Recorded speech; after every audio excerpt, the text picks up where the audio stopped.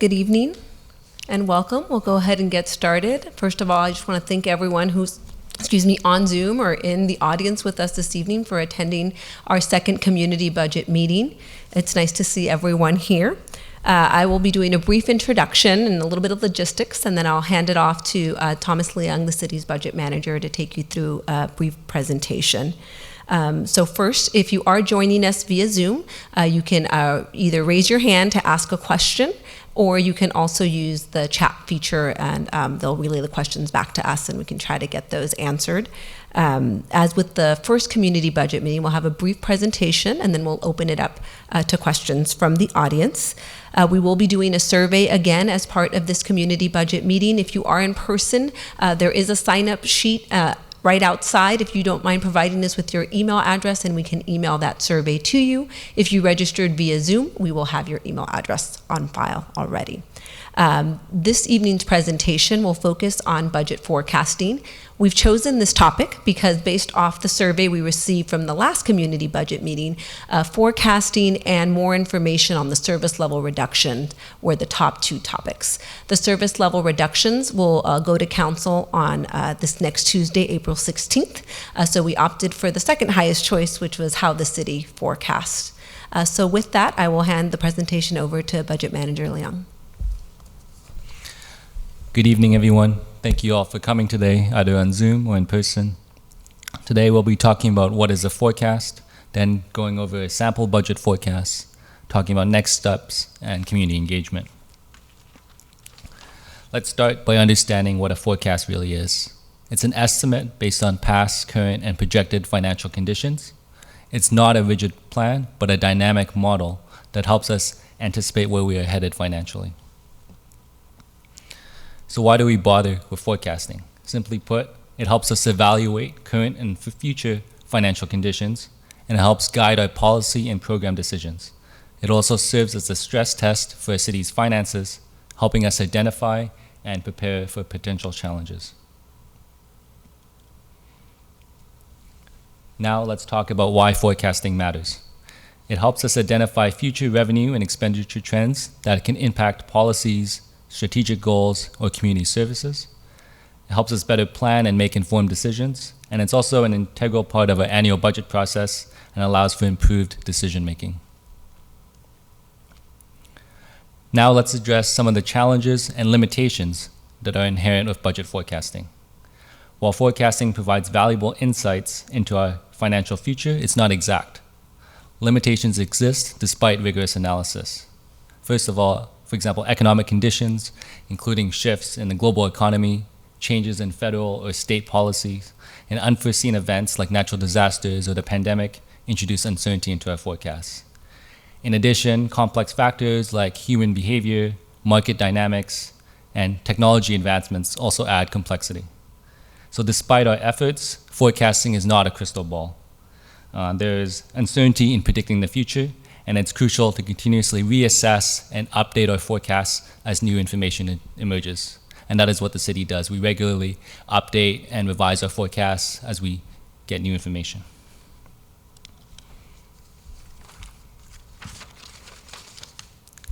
Now let's peek behind the curtain and explore the forecasting process. The first step is to define our assumptions. We ask a couple key questions. What is the forecast time horizon? For example, the city develops 5-year, 10-year, and 20-year forecasts.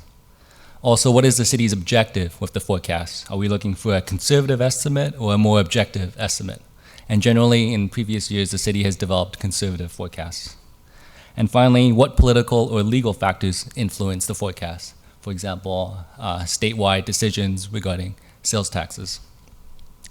The next step is to gather information. So this includes statistical data, expert insights, either from experts, for example, from UCLA Anderson, or consultants like HDL, as well as both internal and external experts, for example, like department staff and the planning department or the finance department.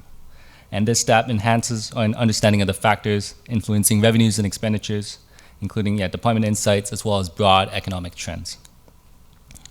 Moving on, we conduct a preliminary or exploratory analysis. So we examine historical data and economic conditions, and we look to identify patterns, trends, and relationships between variables. We also look for clues in business cycles, demographic shifts, any outliers as well, and relationships between these variables. Next, we select our methods. And so this method can differ between each revenue expenditure category, but we may use tools like extrapolation, regression, as well as hybrid forecasting, where we combine both quantitative and qualitative methods. And then finally, we implement those methods. We develop the forecast using our selected techniques, and we also develop a range of scenarios. For example, a best case scenario, worst case scenario, most likely scenario. And now in terms of methods used for budget forecasting, we use a combination of historical data analysis, where we examine past revenues and expenditures to develop our trends. We also look at economic models using economic indicators like CPI or other forecasts from agencies like the UCLA Anderson to forecast the revenues and expenditures. And we also gather stakeholder input. So this is information from departments, other stakeholders, and also community. And finally, again, with scenario analysis, developing a best case, worst case, most likely scenario, analyzing the potential impacts of each scenario. Moving on, this is a sample budget forecast. And so this forecast was presented to Council on January 17th as part of the service level reductions. Here are some of our main revenue categories. So sales tax, we use HDL's forecast. So HDL is a sales and property tax consultant. And then in the out years, we use a conservative trend line. So looking at the growth over the previous 10 years and then applying 50% of that growth rate. For property tax, again, we use HDL's forecast for the base year and then doing a moderate trend line in the out years. And then TOT was a revenue source that was severely impacted by COVID-19. At one point, our revenues were projected to reach 10 million. But due to impacts of remote work affecting business travel, our forecast is recovery to 7.5 million in fiscal year 23-24 with a moderate trend afterwards. And so hotel tax is definitely an example of a revenue source that's affected by economic factors as well as human behavior and business cycles. Moving on to our expenditure assumptions. For compensation and benefits, we do forecast cost of living adjustments in every year, and this forecast assumes no FTE growth. We also do build forecasts, where we might assume growth in staffing or reductions in staffing. Looking at materials and contracts, we use economic indicators like CPI as an escalator in the out years. And then this is that forecast that was presented on January 17th. Staff is in the process of developing an updated forecast as part of the fiscal year 24-25 proposed budget, and that will be presented to the public and also to council in May. Next, I'll be talking about a budget forecast tool. So this is a tool that's on the city's website as part of our budget resources. And this tool allows residents to build their own version of the city's forecast. Residents can select from various revenue and spending options and then see how each choice impacts the surplus and deficit. The goal is to illustrate the long-term financial impacts of budget decisions, illustrate trade-offs, and promote informed discussion. Now I'll be talking about next steps. So this is a roadmap to fiscal year 24-25 budget adoption and budget balancing. As you can see, since October, we've had meetings of the public and of council almost every month. Currently, we're in April, so we have the community budget meeting today and also a service level reduction update next Tuesday on April 16th. Following that, we do have our third quarter budget update for fiscal year 23-24, as well as FY 24-25 proposed budget, study session in May, and then budget adoption in June. But from all of these, events, from town hall meetings to surveys, we want to hear from the public. So that moves on to community engagement. So as Director Alfaro mentioned, we had interactive town hall meetings in February and April. We're also doing community outreach, Earth Day, also outside the library, and also focus groups to gather diverse perspectives from residents, businesses, and other stakeholders. And we're incorporating all that feedback into our recommendations.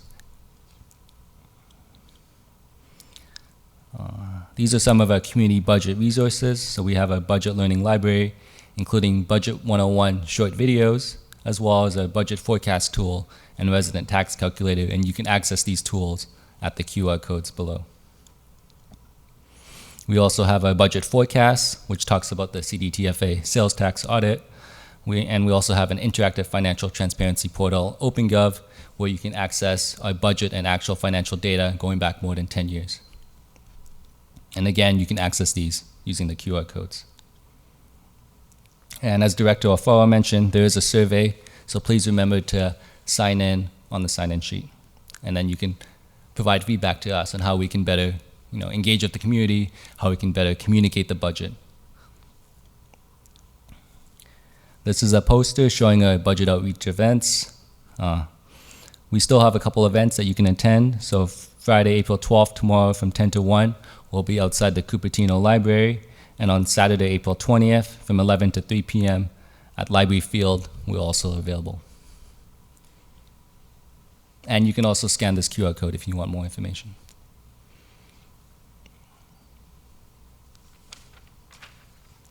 Now we'll open up for questions. If you would like to speak, please come up to the microphone or raise your hand on Zoom. And you can also use the question and answer feature on Zoom to submit your question.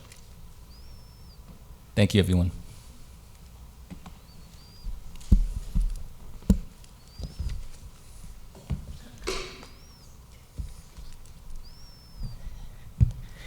Good afternoon, everyone. I'm Jennifer Griffin. I live in Rancho Rinconada. And I wasn't quite sure what we were doing here today, but I'm glad to see that the staff is explaining things having to do with the budget, especially forecasting. This last year has been quite challenging for everyone. I am very, very concerned about the proposed service level reductions of the loss of the tree trimming, pruning, maintenance, and the sidewalk repair. My neighborhood has spent countless hours maintaining their trees and their sidewalks, and this is going to be a tremendous loss to the quality of life for my family and for my neighborhood. Public Works has done a bang-up job keeping our big 70-year-old ash trees contained and beautiful and pristine. My neighborhood was planned in the county in 1950, and there are 1,500 homes, and at one time there were 1,500 ashes that were planted in 1950. We did not annex to Cupertino until 2000. Rancho Rinconada was a separate entity with 5,000 people until one of the reasons we sought annexation after conferring with the county was that people were coming in and building monster homes and cutting our trees down 1 foot from the ground. I saw one and it so traumatized me. It still comes back in nightmares. It may sound stupid, but that's what I go through. I do not agree with the city taking away the rights of the public to have a tree canopy or to maintain sidewalks. There was an agreement in 2000 that Cupertino understood when they took on the Rancho neighborhood, the big trees were coming in. We had pristine sidewalks when we annexed, contrary to other comments from people. I was there. The county maintained the sidewalks. The trees were trimmed regularly with the county at various times. I am not willing to sacrifice my trees in my neighborhood or my sidewalks to some sort of capricious whim of thinking that this is the way to balance the budget. My husband said 9 years ago when someone was trying to cut down our trees and not maintain our sidewalks to give the library extra hours, that a city should not do this. If they're going to not maintain their trees and sidewalks, they may as well go out of business. So please, there were $50,000 put in the kitty in 2000 when Cupertino when Rancho annexed and the city bought one of the big tree boom trucks. That is the agreement. And if we have to find that $50,000, we will go digging for it. But please do not do this to Rancho. We have no parks. Our trees and our sidewalks are our parks. Thank you. Thank you for the comment, Jennifer. I would encourage you to read the staff report for the April 16th meeting. Staff has provided an update both for the tree proposal and the sidewalk proposal.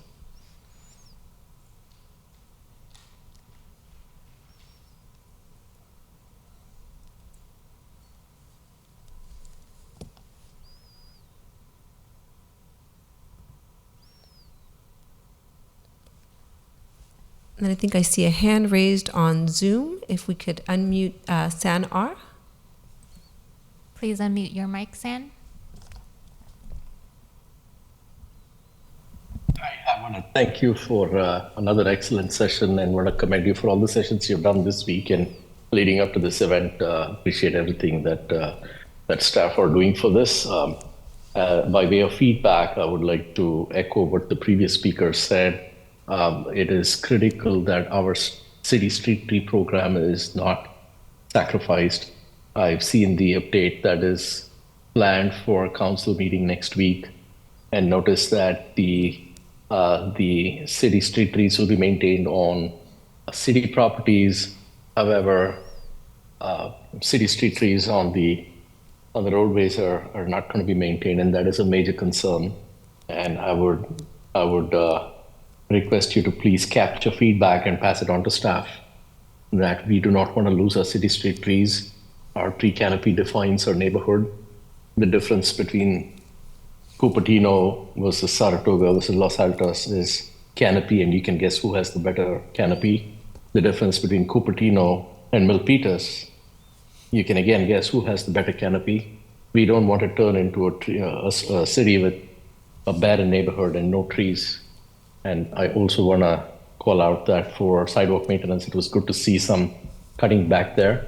I think we do need to maintain sidewalks opportunistically. Maybe we don't replace the sidewalks as frequently as we did before, but we do need to maintain the sidewalks, and that is not just limited to grinding the sidewalks as per the latest attachment in the council report. So I would like to give feedback that we should do more to find the money elsewhere and not cut services for residents in these critical infrastructure areas. I would offer up looking for more unfunded, or rather funded but unfilled recs, to be able to cut those and to be able to put a moratorium on any further consultant activity, because every consultant study seems to be 150,000 or 200,000 and more. I would also ask that we bring back the hybrid meetings. Cost has been stated as a reason for not having the hybrid meetings, and I hope we are not going to let $50,000 get in the way of stakeholder engagement. I couldn't be on this call giving you this feedback as well as appreciating you. And I intend to do the same at council as well, to fully appreciate all the work that you have done. And I couldn't do that if I wasn't on Zoom. So appreciate what you can do to find the 50,000 to keep the hybrid meetings going. Thank you. Thank you, San. There are no more hands on Zoom. That means it's my turn. So I remember when the street trees were, I'm not aware of what the amount of resources was spent on, and it was several years ago, that street trees were tagged with the green tags you're all familiar with, I'm sure, that simply say, do not trim or remove tree. City street tree. Call maintenance, or for maintenance, call, and it gave a phone number, and there's a little code to scan, and the website www.cupertino.org/trees. So if maintenance of the street trees is now would be on the owners of the owners, then of the property that they're in front of, I expect. I have one question that I really would like an answer to, if you can tonight. What happens when these trees that are street trees planted by the city aren't maintained and it becomes a safety hazard, as in the storms, how many trees came down? Who's liable for injury or destruction of property if a street tree does damage to a person or home or car, etc.? Because I think the cost of that potential really needs to be weighed in whether this would be cost savings or not, or enough cost savings to justify it. I don't believe, despite that potential liability, I don't believe that we should cut back on street tree maintenance or sidewalks, because the same thing with sidewalks, liability. Whose liability does it become? And are homeowners made aware that it's their liability if they don't maintain their sidewalks? You know, what do we pay taxes for if we're going to get, well, I won't go into that. So I'd like to know that, and I'll just leave it at that for now. Oh no, I would like to know also, I'm assuming people have sent in emails with concerns about the budget, and there are people that may not participate in meetings or speak out loud that you can see on a recording of a meeting or listen to live or what have you. So is there one space on the city's website where any and all communications from the public are going to be posted about the budget? Because that would be really helpful, and if it was categorized by subject, that would even be more helpful, so people can go on the website and look and see what other people are thinking, who they agree with, who they disagree with, and get more engaged. That way it may spark some more people to speak if they had some better understanding of what the concerns were. That's it. Thank you, Lisa, for the comments. I'm going to try to cover a couple of the items here. Let me know if I've missed anything. The first, I think I've gotten a couple questions right on the street tree maintenance and that service level reduction. And I keep referencing the staff report that's out for the Tuesday meeting.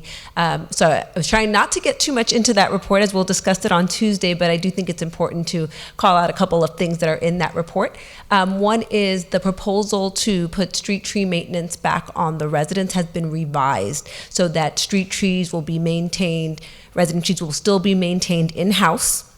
There is a bit of a trade-off for that, and then I wanted to provide a bit of a correction. The city will still be maintaining city street trees. The trade-off is that the medians, which may include some trees, will be serviced less often. And what we're doing is we're taking work that was previously contracted out for trees and bringing that in-house. And that's generating a smaller savings than the original proposal did, but staff felt after exploring the different options and the pros and cons that this was a better option for council's consideration. And so that's what they'll be hearing Tuesday night. But we will still be maintaining city street trees. That maintenance does not go away. Well, so right now, if the proposal goes away, nothing changes. So the proposal is to make the reduction. If council chooses not to move forward with the reduction, everything stays as it was previous. Sorry, say that again? Correct, but I can't speak to that, but it did Tuesday night, so that, again, I think another important point for the service level reductions is council will not be adopting them this Tuesday. What we'll do is we'll take that direction from council, and then we'll bring that back as part of the proposed budget. They'll hear it again, they'll get to see the budget in its entirety with all of the proposals, and then in June, when the budget gets adopted, that's when all the proposals come into play and whether they will move forward or not at that point in time. So there's still plenty of time to provide feedback to the council, to the budget team. So I think that covers the bulk of those questions. When it comes to not getting too in the weeds on who's responsible should something happen with the street tree, there's a whole process with insurance that goes through to determine that liability based on each case individually. And with that, I'm thinking perhaps we can, I know your other question was, be nice to have one singular place where we can go for the budget, and one of the QR codes, so we have redone our budget page, our finance page, to kind of put everything in one spot. So there's, I'm trying to see if, I think Thomas is quickly trying to pull it up so we can kind of preview what it looks like, because we felt, as you did, well, people are not going to know where to go. So we're trying to put everything in one spot. But there's always room for improvement. So if there's any feedback that you still feel like this doesn't hit the mark, let us know, because we are trying to make it all go in one place. So with that, I'll let Budget Manager Leung kind of walk you through our revamped finance page.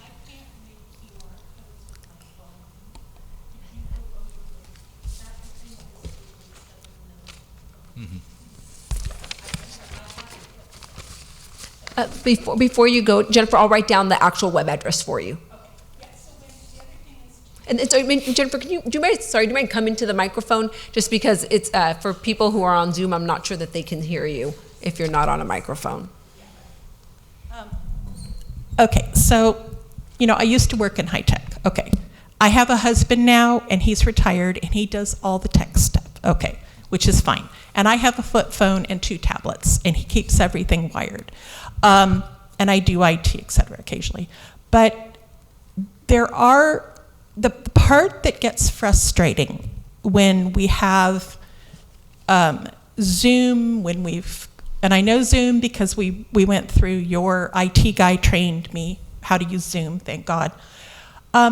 Remember that there are a lot of people in the public that cannot keep up with what a QR code is. They can't scan it from the phone. It is frustrating to be someone who's retired and worked in tech. I actually worked on design of web pages at one point, to not know what people are talking about. So I want the city to be mindful that a lot of the people that live in the neighborhood have a very strong background in tech, but it's stuff from the 80s, the 90s, 10 years ago, et cetera. So when we're using things like QR codes, please be mindful that you have seen a lot of seniors, you have younger folks, I don't know, maybe that don't have the latest phones, et cetera. Jennifer, I'm just going to stop. So yeah, I completely agree with you. So what we do try to do is underneath every QR code, we try to put the web address. Okay. So there may be times where we miss that, but that's kind of our catch-all to say, if you can't access the QR code, we always try to put the website and underneath be mindful that when you're using terms like QR code, please occasionally come down to the level and explain what that is, because it gets frustrating sometimes. We try to keep up with everything, and I'm doing pretty well, but it is one of those things. It is what it is, and tech is what it is. So thank you very much. Thank you. Thank you for your feedback. So you can access these resources if you go to the city's website at cupertino.org, and then you go to our city, and then under departments, you can go to finance. On the finance page, you do have a list of tabs on the left-hand side, and so one new section is community budget resources. If we expand this, we have a variety of pages. You can also click on the home page to sign up for events like the focus groups or today's town hall. The first page is the budget forecast page, where it talks about the CDTFA sales tax audit. We also have a budget learning library, where we have the resident tax calculator, the budget forecast tool, and also Budget 101 short clips, which are videos on various budget-related topics like the account structure, fund accounting, fund balance. We also have a page on budget outreach events. It lists all the events, how you sign up, how you register, where to go, what time it is. Here we also talk about the community budget meeting number 2, which is today, and also the first meeting and its video. And then finally, we also have a link to the interactive financial transparency portal, OpenGov, where we have instructions. So there's an OpenGov guide on how to use OpenGov, and there's also a video showing you how to navigate OpenGov.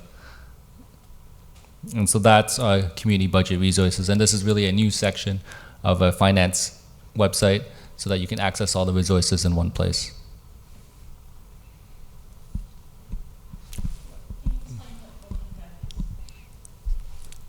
Okay, so I think the question in the audience was, can we explain what OpenGov is?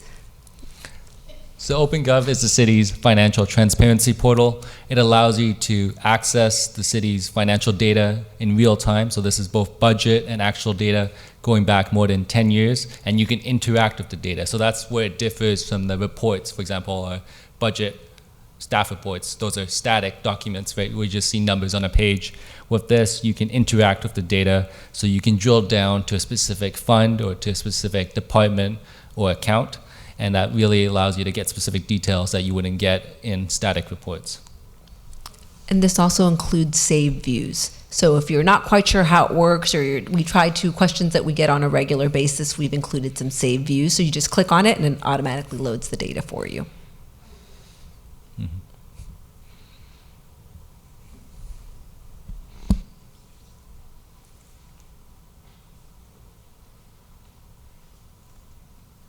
Hi, Councilmember Moore, representing myself only. Thank you for having this presentation. I'm kind of curious what sort of feedback that you are looking for from the residents with regards to the budget. I'll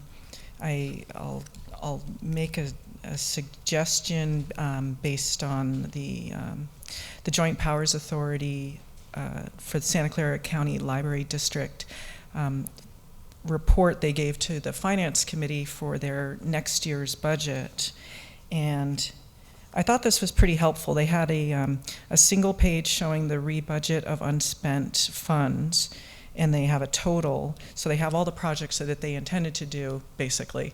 And then they have a grand total from the previous fiscal year, and then earlier on in the budget they show where they add that amount in, and they call it the budget rollover. And I thought that they simplified it pretty well. And I know that from February the 21st, we had that attachment C, which had tons and tons of projects on there. So I'm wanting to see how those older projects are going to be resolved in the budget moving forward.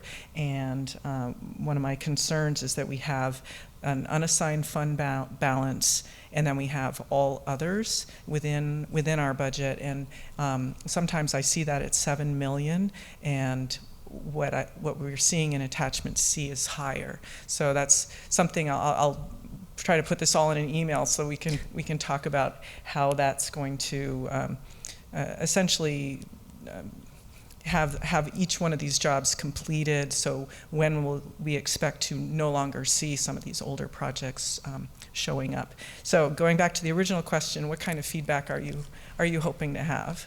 I think we didn't come in with any specific expectation. I think a lot of what we do is, right, when we're looking at city finances, these are taxpayer dollars. We want to make sure we're doing a good job of explaining what we're doing. I'll provide some examples from our focus groups, some really good questions that we got that we thought we were doing a good job explaining, but folks still had questions.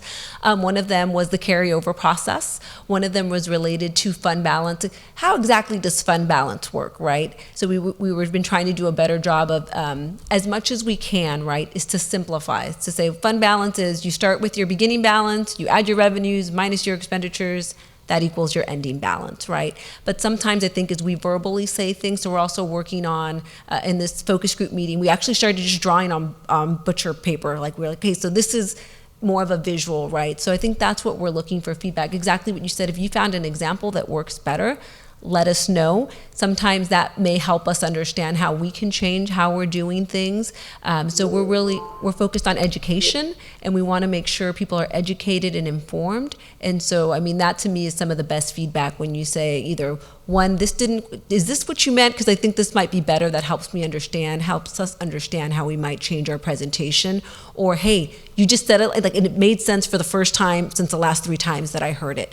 So sometimes that for us, also for us to take feedback, you can give feedback to council, of course, but we will be doing a kind of a summary of all our outreach events to let council know, here's how many people came, here were the main topics that were discussed, right, to be able to provide that feedback back to council as well. Okay, excellent. And I'm sorry I've got to go run to another meeting, but thank you so much for this. And I'll try to share this document so that you can understand what I was looking at, and if it's at all beneficial, something that we can take away as a kind of a way to summarize your information. Yeah. All right, thank you. Thank you.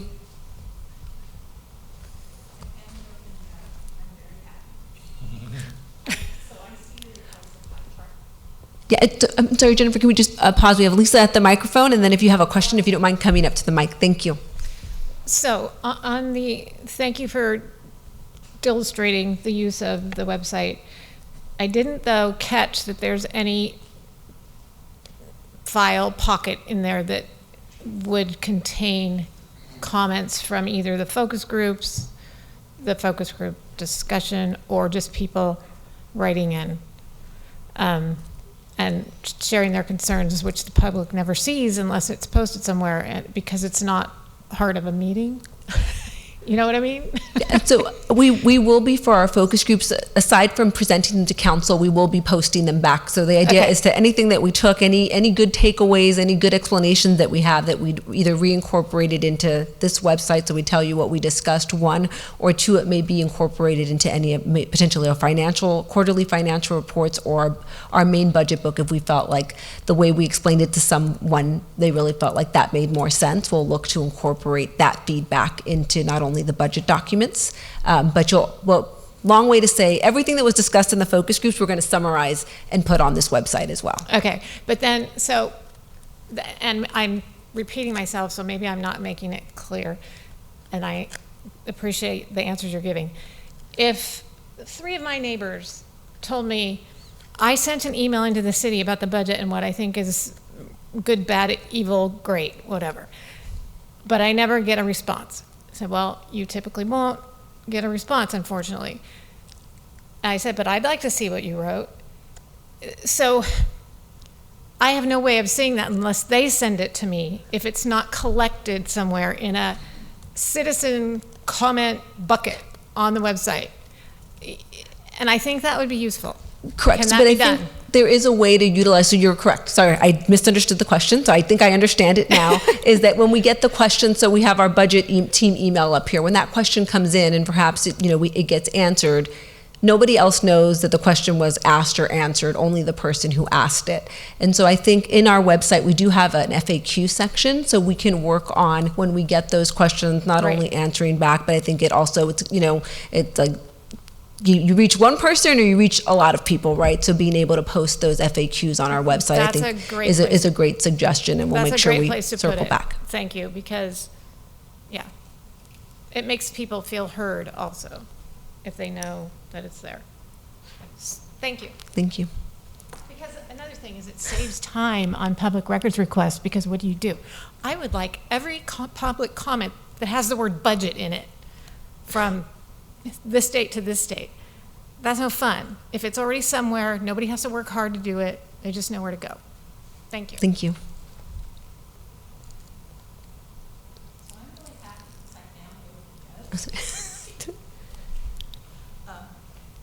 I actually found a pie chart, and it's on OpenGov, and I guess it's the portal, and I'm real happy about that, because this is the type of thing that I don't really know much about budgets, because I never took that in school. Accounting was nothing.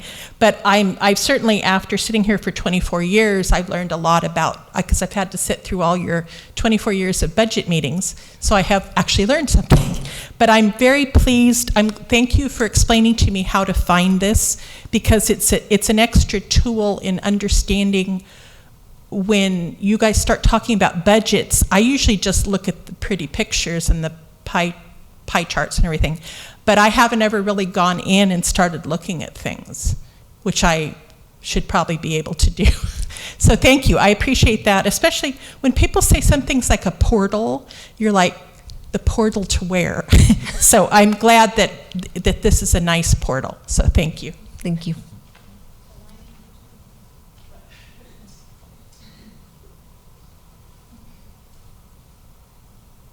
Are there any more questions in the audience or on Zoom? There are no hands on Zoom. I'm going to give it one last call here. The meeting is scheduled till 6:30, but if there are no additional questions, we can always end early. We have a hand raised on Zoom. So go ahead and move forward with the Zoom. San, please unmute your mic.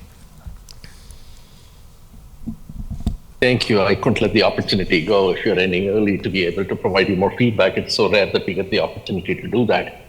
I wanted to thank you for all the budget materials you put on the website. I'd like to, in particular, refer to the budget at a glance. Understand some of that data may be a little old, but it is a good summary of the data that exists. And specifically, I want to draw your attention to the staffing per 1,000 residents on a historical basis. And we are at an all-time high of 3.72 staff per 1,000 residents. That is higher than any time we've ever been. And I would like to see a breakdown of that by administration versus employees at the community. I don't know what the terminology is, but employees that directly serve the community versus employees in administration. And if there's a breakdown by staffing type or job function, that would be great as well. Just anecdotally, it seems like administration has gotten a lot more top heavy over the years. Certainly we see 3 city managers where there was one. We see economy development, community development. We see what used to be one economic development manager now being a team. And we were told that it's going to be outsourced to Rotary or Chamber of Commerce, actually. And now we've got that as well as an in-house EDM. So by way of feedback, and hopefully you can capture this feedback, I want to point out that we should look at staffing by job function. Not all staffing are created equal. Staffing that are directly serving critical functions and directly serving residents are most vital to retain. Staffing that are in supervisory administrative roles, I think we need to certainly take a hard look at. They also cost the city a whole lot more than staffing at the ground level. And I hope you can capture the feedback that residents are being asked to make hard cuts. And we are asking that staffing be looked at in administration in the places where it is higher than it has ever been in the past. Secondly, also want to bring up the issue of being able to understand what function economic development is playing. I've given feedback in the past that we really need the city to get engaged in, for example, leasing out some of the vacant retail in the city. For example, Sprouts has been sitting vacant for a while. There's several other locations that have been sitting vacant. And I hope that we can really hold our new EDM function and team accountable for some of these roles. Otherwise, as residents, we don't see what we're getting out of EDM. So hopefully that's feedback that you can take back to council as well. Thank you. Thank you, Santosh, for that comment. We will look into potentially utilizing OpenGov to split out the staffing in that mechanism that you described. We probably can't do it on the 1,000 per resident. That make it a pretty busy chart, but we will look into the feasibility related to that. I do thank you for the comment on making sure we're looking at staffing holistically based on kind of what each position does and what's necessary for the city. I want to just let you be rest assured that is how we look at staffing. We're looking at what are the critical components. If you look at the 14 positions that were eliminated as part of the current year budget cycle, you will note there are executive level positions in there all the way down to maintenance workers. So it's a pretty well-rounded list that we originally reduced. But nevertheless, if we were looking at staffing reductions, which we currently aren't in the budget we'll be presenting, that is something each department looks at. We look at the critical needs that need things that absolutely must get done and kind of work our way up from there.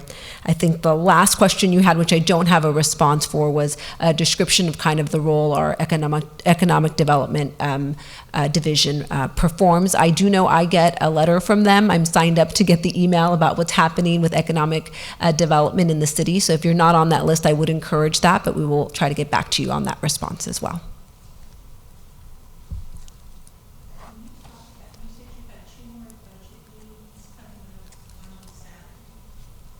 So I think the question in the audience for those that are on Zoom is, we mentioned we have 2 more budget meetings coming up. And so Thomas is quickly pulling up the budget page that shows it, but we will be out in front of the library. We'll have a little booth there if you want to come have some one-on-one time with the budget team. So I said, one of us can we do have chairs. We could always stand up and bring. Yeah. We can bring one of our chairs around. So we can definitely bring an extra chair. So that, I believe, is this Friday, April 12th from 10 to 1 p.m. And then on Saturday, April 20th, as part of Earth Day, we'll also have a booth there. So we encourage you to come visit us and talk to us. The last couple years we've been at Earth Day, we've actually gotten quite a few visitors to our booth. It's been really fun to interact with the residents and everyone attending Earth Day. It's been fun to get comments like, they never let the finance people out here to talk to us. It's nice to see you. So we always appreciate it. We may not be the most exciting booth, but we do have good information, so come down and visit us if you're at Earth Day. So if you are going to be doing that, I think that have several chairs available so people could sit down, because I can't really stand. Thank you for that comment, Jennifer. And the comment was to make sure we have at least a couple chairs available for folks who may need to sit and can't kind of stand for extended periods of time. We'll definitely do that. I'm not sure of the weather, but Earth Day is next Saturday, not this Saturday, the following Saturday. Correct. No, so tomorrow in front of the library, so that's tomorrow, Friday, April 12th, in front of the library. We will have shade in the booth. We have a canopy. Thank you. All right, I'm seeing no hands raised on Zoom. I'm seeing no one at the podium. So your last opportunity. Otherwise, I will be thanking everyone for joining us here today. I think we've been able to answer a few additional questions. It sounds like you enjoyed our presentation. I do want to remind you, if you are in person, to please leave us your email if you would like to complete a survey to let us know what you liked about this meeting, what could be improved about. Next time we have a community budget meeting, for those on Zoom, we already have your email address, so we just encourage you to provide that feedback to staff. We are looking at it, we are using it as we're trying to develop different budget presentations. So with that, thank you so much for joining us, and we'll conclude the meeting.